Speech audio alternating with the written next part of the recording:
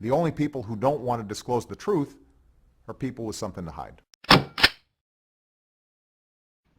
I'm talking about Barack Obama, and who I Sure. have for now 6.5 years. I'm proudly proclaiming I have been taking a lot of heat.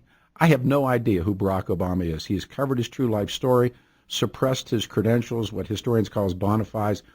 I say this, I don't think it, I know it. We have no idea who this guy is. He's run the game. And I'm going to come back, one of my true favorites, the one and only. And I tell you what, every time he comes on the show, I get excited the night before. Roger Stone is with us, just a great guest. I'm a huge fan. Roger Stone is with us. He's a historian. He has been involved in politics and the media, and he's always a home run when he's on the radio show. We broke away. We've been talking about Lyndon Johnson, talking about Richard Nixon, Barry Goldwater, the Kennedys. This guy who's there now, he may be the biggest mystery of them all. Who do you believe is Barack Obama? Well, you're right about him being a mystery because, of course, he's the first president who has ever sealed all of his academic records, personal records, birth records, educational records. We literally know nothing about him. I do find it interesting that both of his supposed radical parents throughout their careers are receiving funding from the Ford Foundation. And the Ford Foundation and the Rockefeller Foundation are both, of course, classically dumping grounds for the financing of various CIA projects.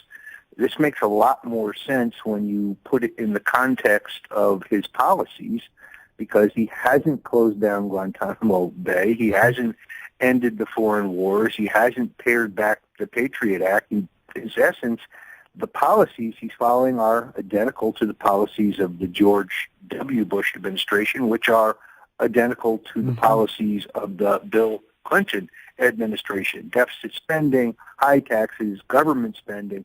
No change. There's really no change. It's kind of like leaving the dirty diapers on the baby, but changing the pins every 4 years. That's so bright.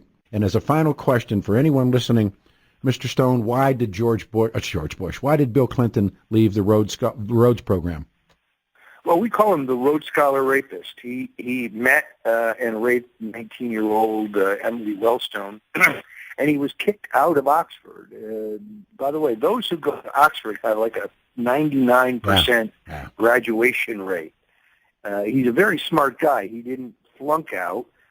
He immediately leaves Oxford and goes on a tour of Europe where, on behalf of the Central Intelligence Agency, he infiltrates a number of anti-war groups and then snitches He rats on his people out. anti-war buddies. That's right. He rats people. So this is what Bush and Clinton and Obama all have in common: deep ties to the Central Intelligence Agency. You take care of yourself, Not making this up. It's all it's the truth. The only people who don't want to disclose the truth are people with something to hide.